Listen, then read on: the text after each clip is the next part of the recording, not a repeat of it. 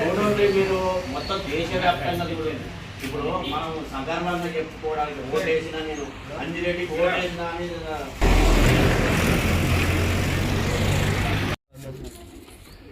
మీకు కరపత్రం ఇచ్చి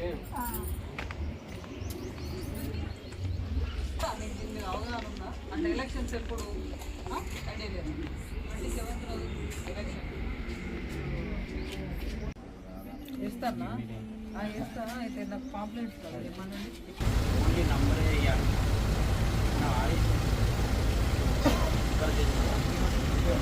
వాళ్ళు ఇచ్చిన పెన్నుతోటే ఇచ్చిన నంబరే వేయాలి, ఏం వేయాలి. మనం పేరు రాసుకుని సంతకం చేసి స్టిక్కర్లు నమోదైందా ఇక్కడ ఉందా మీకు పోలింగ్ స్టేషన్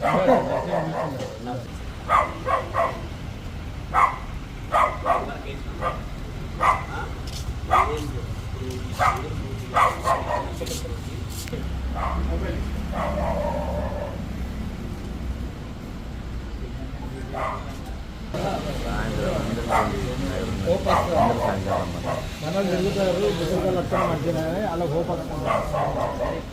భరోసా వేరే వాళ్ళకి లేరు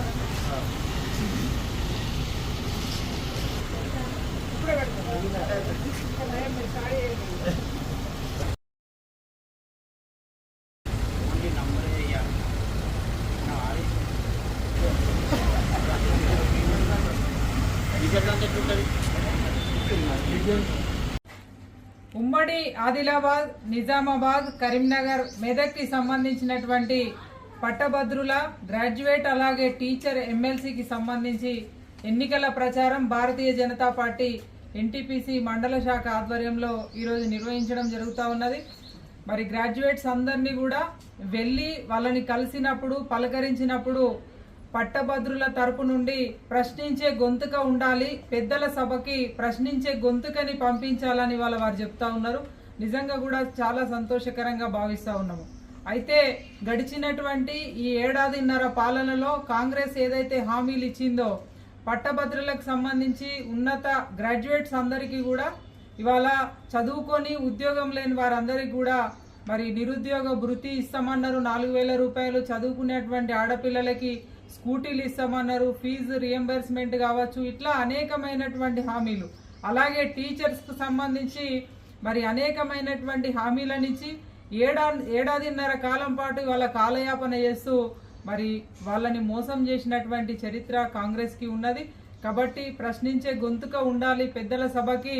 భారతీయ జనతా పార్టీ మరి ముందుకు నడిపించినటువంటి భారతీయ జనతా పార్టీ బలపరిచినటువంటి అభ్యర్థులు గౌరవ అంజిరెడ్డి గారు, అలాగే మల్కా కుమ్రయ్య గారికి ఇవాళ గ్రాడ్యుయేట్స్ అందరూ కూడా అండగా ఉండి మీ ఓటును వేసి నడిపించాలని, గెలిపించాలని పట్టభద్రులందరినీ కూడా కోరడం జరుగుతూ ఉన్నది.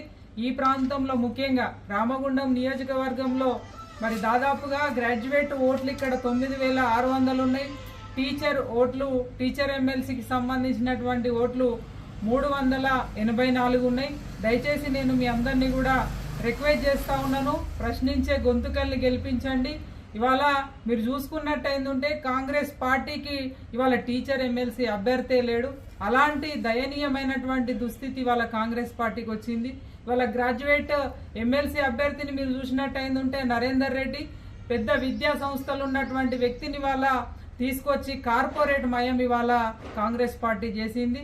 కాబట్టి మీరు ఆలోచన చేసి విఘ్నులుగా, విద్యావంతులుగా ఆలోచన చేసి పట్టభద్రుల పక్షాన నిలబడి ప్రశ్నించేటువంటి గొంతుకని గౌరవ అంజిరెడ్డి గారిని మీరంతా కూడా మొదటి ప్రాధాన్యత ఓటును వేసి గెలిపించాలని, శాసన మండలి పెద్దల సభకి పంపించాలని, మీ ఆశీర్వాదం నిండుగా ఉండాలని మనస్ఫూర్తిగా కోరుకుంటా ఉన్నాను. ఇవాళ ప్రతి ఏరియాలో కూడా ఇవాళ ఎన్టీపీసీ పట్టణంలో గౌరవ మా పార్టీ మండల అధ్యక్షులు మిట్టపల్లి సతీష్ గారు, గౌరవ సీనియర్ నాయకులు గాండ్ల ధర్మపురి గారు, తోట కుమారస్వామి గారు, అలాగే ఈదునూరి శ్రీకాంత్, అలాగే సిల్వేరు అంజి అందరూ కూడా కార్యకర్తలు నాయకులంతా కూడా ఈ పట్టభద్రుల ఓటర్లందరినీ కూడా కలిసి వాస్తవ విషయాలను చెప్పేటువంటి ప్రయత్నం చేస్తూ ఉన్నారు.